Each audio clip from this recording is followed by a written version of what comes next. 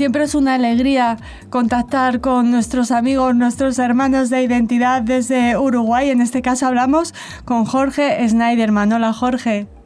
¿Qué tal, Raquel? Un gusto, como siempre, estar en contacto contigo y con la audiencia de Radio Sefarad.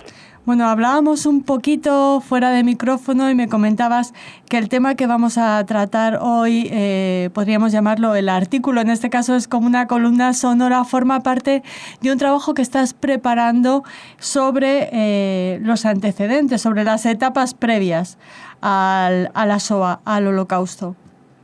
Exactamente. Estoy ya hace un tiempo, digamos, trabajando en toda esta temática y, bueno, me pareció pertinente. Estamos transitando por el año 2018, precisamente en que se cumple un siglo del final de la Primera Guerra Mundial.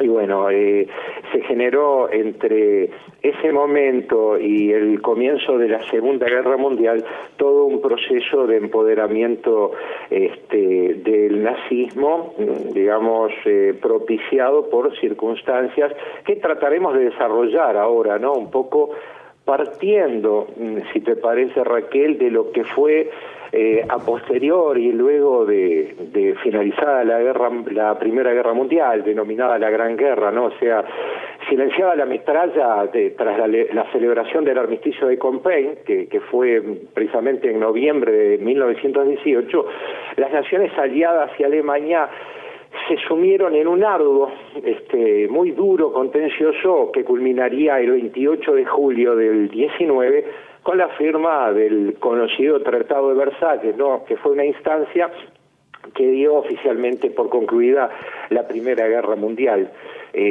Fueron 10 millones de muertos, 20 millones de heridos y una Europa emocionalmente destruida, económicamente devastada y geopolíticamente fragmentada, hechos que constituyeron a la postre el trágico saldo arrojado por algo más de 4 años de encarnizados enfrentamientos. Como verás, las cifras son desgarradoramente elocuentes, ¿no? De resultas de este acuerdo, de este tratado y de una forma u otra dando cumplimiento a las demandas de las potencias victoriosas, vale decir Reino Unido, Francia, Estados Unidos, severas sanciones recaerían sobre la República de Weimar, ¿no?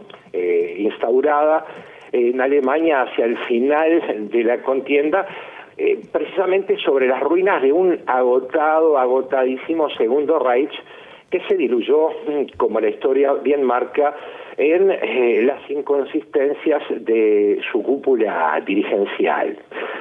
Efectivamente, podríamos decir también que el entrante gobierno germano se vería compelido a conceder porciones territoriales equivalentes algo así a un 13% de su superficie continental, resignar las colonias de ultramar, reparar económicamente a los estados vencedores y además acatar rigurosamente la imposición de medidas sumamente restrictivas de su infraestructura militar. Las mismas estipulaban el inmediato desmantelamiento, prácticamente total, de su aviación militar y una considerable reducción de la capacidad de fuego de sus fuerzas navales y terrestres. Por otra parte, dentro de este contexto, el número de efectivos a servir en el ejército y la armada no debería exceder los 100.000, incluidos la oficialidad y el personal subalterno. Pero mira qué interesante, para fines de febrero de 1920, digamos pocas semanas después del ingreso en vigor del tratado, irrumpiría en escena el Partido Nacional Socialista Obrero Alemán, que era un colectivo plenamente identificado con el espíritu pangermanista prusiano que preconizara el legendario Bismarck durante prácticamente toda la segunda mitad del siglo XIX, y a su vez este Nobel Partido se constituía en heredero directo de su antecesor, el efímero Partido Obrero Alemán, fundado poco antes, allá por febrero del XIX. Entre sus más activos militantes comenzaría a perfilarse el hasta entonces ignoto Adolf Hitler, carismático y locuaz, ex cabo de infantería, que era veterano de la Gran Guerra y cuyas ideas ultranacionalistas y judeófobas, por sobre todas las cosas, creo que debemos remarcar eso, pronto alcanzarían singular predicamento entre sus correligionarios.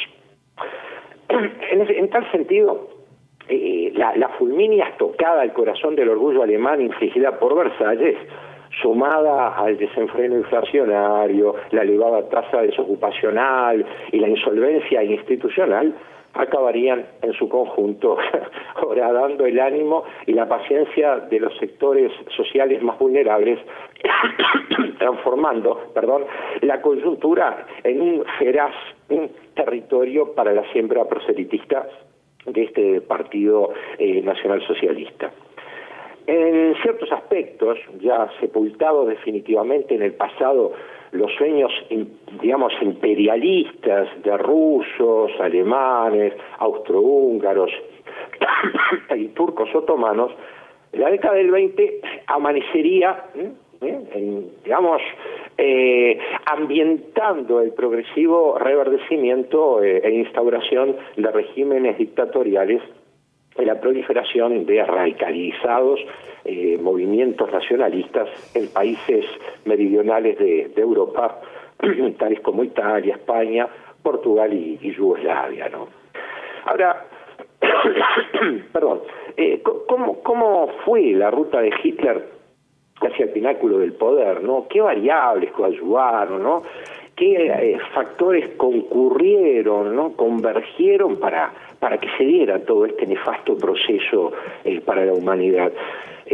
Podemos decir que, en primera instancia, ¿no? Tomando un poco como mojón histórico, que como consecuencia de la fallida intentona golpista liderada por Hitler en noviembre del 25, ¿no? el recordado Putsch de Múnich, muchos de sus camaradas, ¿no? de Adolf Hitler, fueron detenidos o ejecutados, recayendo sobre él, he aquí una curiosidad interesante, una condena a 5 años, 5 años de prisión, que rauda y misteriosamente, por esas cosas del destino, fue conmutada por una breve, pero brevísima pena de 9 meses en ventajosas condiciones de reclusión, ¿no? Esas paradojas de la historia, ¿no? Durante esa confinación, breve confinación, es que Hitler escribiría Mein Kampf, ¿no? Que saliera, digamos, que fuera editada allá por 1925, que era una compilación de los principios, ¿no?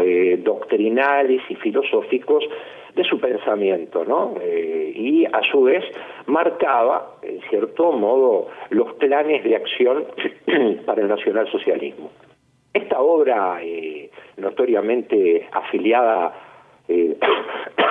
digamos, a la prédica judeófoba de los protocolos de los sabios de Sion, que los oyentes recordarán, es una publicación que surge ahí misteriosamente en Rusia hacia finales del siglo XIX, y bueno, y la influencia también del Judío Internacional, un problema del mundo, ¿no? Obra perteneciente a Henry Ford, que distaría mucho de ser, digamos, una buena influencia. De hecho, podemos concluir en que tanto los protocolos de los sabios de Sion como el Judío Internacional de Henry Ford marcaron a fuego el pensamiento que Hitler plasmó precisamente en su ópera prima, Mein Kampf. Sin embargo, tras la ascensión del nazismo, este libro, más allá que al principio no tuvo demasiado impacto, pronto se convertiría, ¿no? Con la asunción del nazismo allá por 1933, en texto de referencia en los 3 niveles del sistema educativo alemán y en los programas de ilustrativos, de formación de las juventudes hitlerianas, ¿no? Que era una organización abocada al adoctrinamiento y adiestramiento militar de millones de niños y adolescentes. Claro está que las regalías que obtendría por aquellos años su autor ascenderían a cifras astronómicas. Ahora, hoy aludíamos también a la influencia, a la incidencia de la depresión de 1929, y igual fue su onda expansiva en el mundo y fundamentalmente por estas latitudes, ¿no? En Alemania fundamentalmente.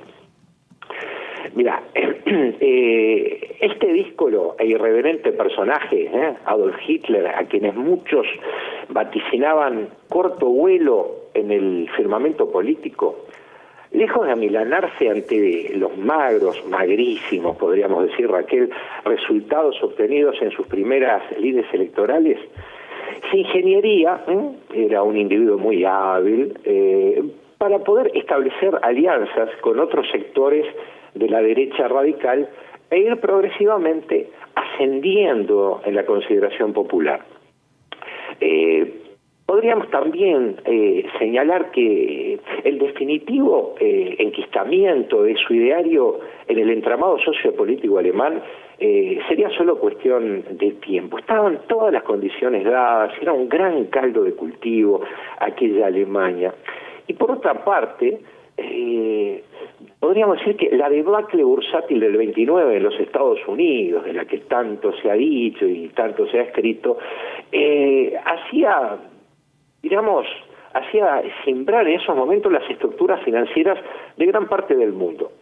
Mira, para los Estados Unidos, la incontenible crisis socioeconómica cerraría un ciclo de 9 años prácticamente de bonanza y de dispendioso consumo.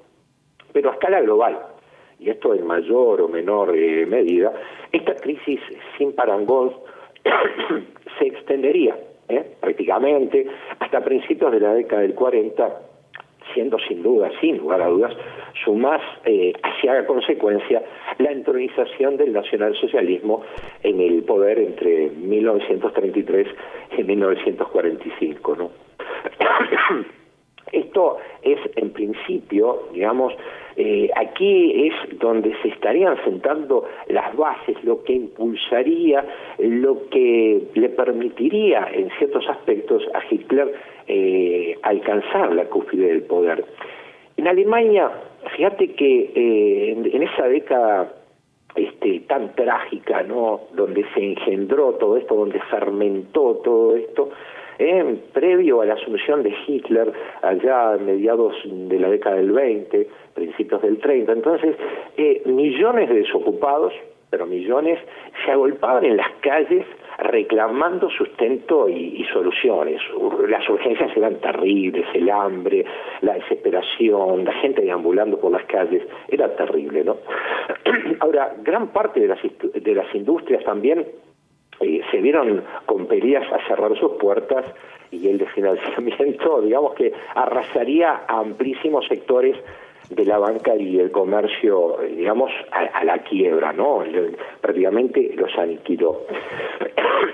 A comienzos de la década, nada resultaría más funcional a los intereses del Partido Nacional Socialista entonces que, como ocurriera en una década atrás, ¿no?, que el colapso económico, ¿no?, así como a fines de, digamos, al final de la Primera Guerra, el colapso engendró todo ese caldo de cultivo, también a comienzos de los 30, tras la crisis del 29, ¿no?, el colapso económico y el estallido social fue funcional a los intereses del nazismo. Y ávidos de soluciones, los sectores más abatidos por la crisis, como suele suceder y como la historia lo refrenda en distintos pueblos, optarían por alinearse detrás de comunistas y nacionalsocialistas, procurando hallar respuestas a, digamos, soluciones a tan acuciante situación, ¿no? Esto es una constante a lo largo de la historia, ¿no?, de que distintos sectores, de distintas vertientes ideológicas, en determinados momentos toman partido de la circunstancia un poco para la difusión, para su proselitismo. En este caso, en el caso de Alemania, en ese contexto, optarían por alinearse detrás de comunistas y nacionalsocialistas. Ahora, en procura, en procura de, podríamos decir, de acarrear agua para su molino, Hitler idearía una artera campaña de desacreditación del Partido Comunista mediante la instigación de azonadas cuya responsabilidad le envidiaría y bueno, generando toda una desestabilización, ¿no? Para 1932 estamos en condiciones de decir, Raquel, que el nazismo ya se había transformado en la segunda fuerza política de Alemania y solo superado por el Partido Socialdemócrata. Hacia fines de enero del 33, bien ya ungido Hitler, ¿no? como canciller del gobierno presidido por un alicaído Paul von Hindenburg, ¿no? O sea, aquel anciano líder, y pese a la manifiesta resistencia inicial de este veterano político, bueno, Hitler terminó incorporándose a la coalición, poniéndose de proa hacia la plena satisfacción de su voraz apetito de poder. Mira, allá por marzo del 33, las fuerzas de asalto del partido nazi, ¿no? Las temibles, tristemente célebres, ¿no? SA, los camisas pardas, que estaban comandados por Ernest Röhm, vandalizarían un sinnúmero, pero una enorme cantidad de establecimientos comerciales judíos en varios puntos del país, ¿no? Y con similar saña también arremeterían contra funcionarios judiciales y legistas judíos, sometiendo a muchos de ellos al escarnio público.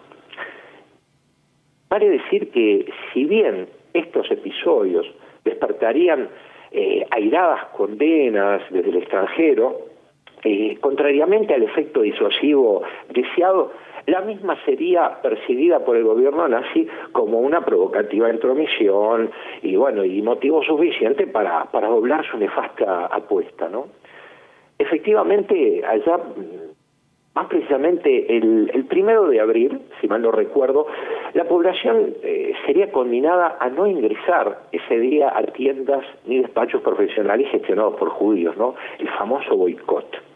Hemos aquí ante una situación en que uniformados, militares, apostados, cuerpos paramilitares también, apostados intimidatoriamente frente a las tiendas de los judíos, procurarían persuadir a los transeúntes de no contravenir la lamentada ordenanza. Pero, no obstante ello, lejos estaría esta de alcanzar los niveles de acatamiento esperados, como que por ahí la dignidad del pueblo alemán les hacía ver que, bueno, que estaban ante una arbitrariedad, digamos, de considerables dimensiones.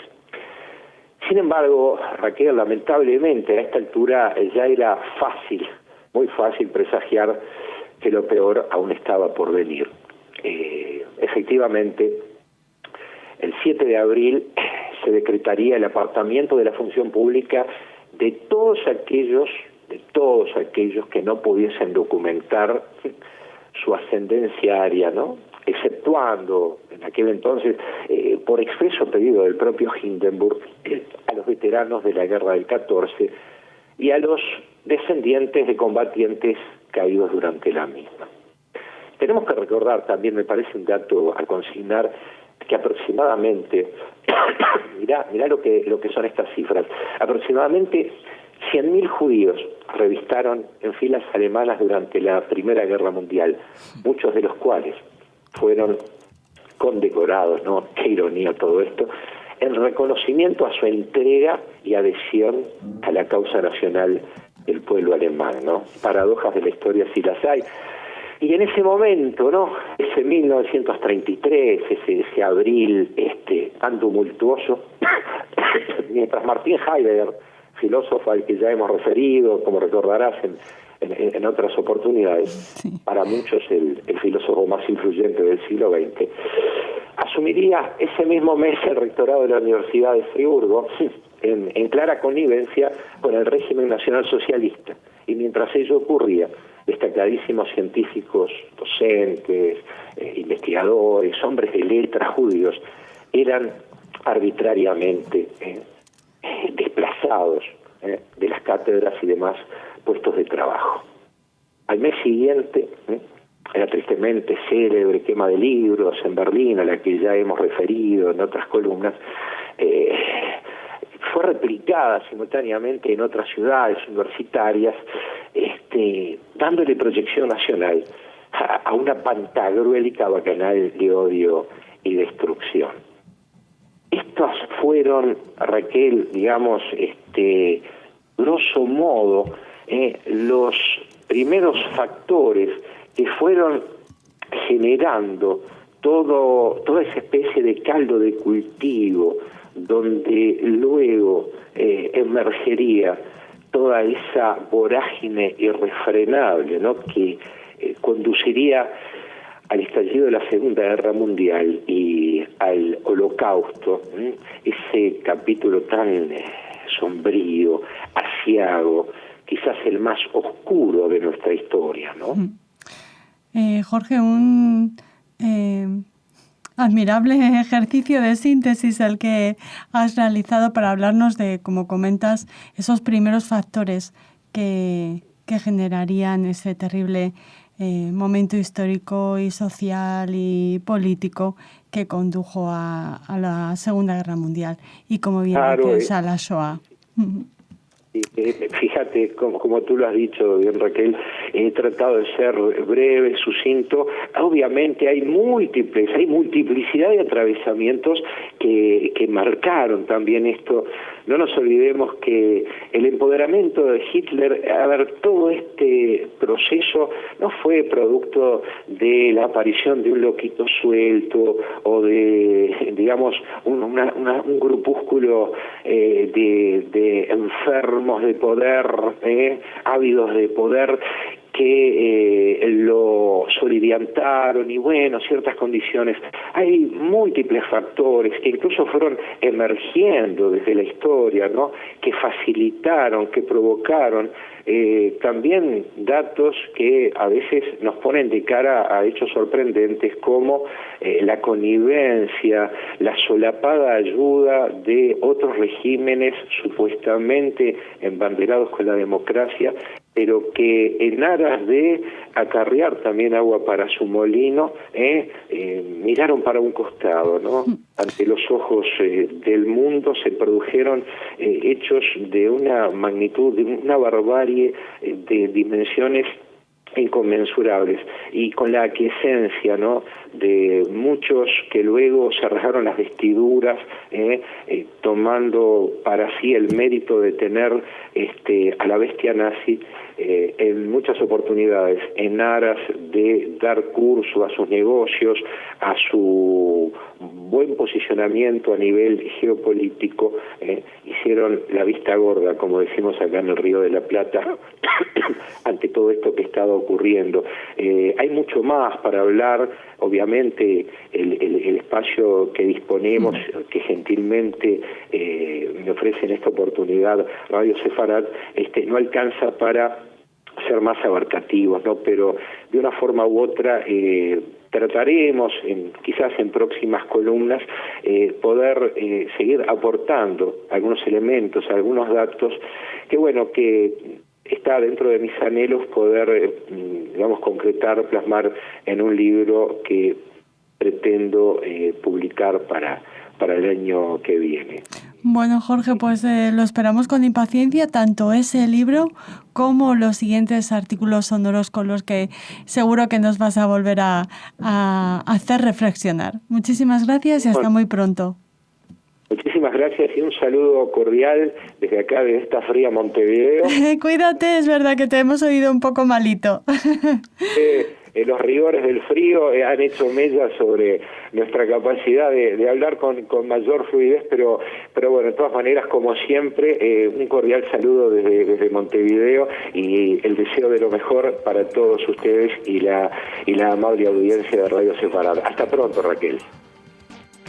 Playing loud music.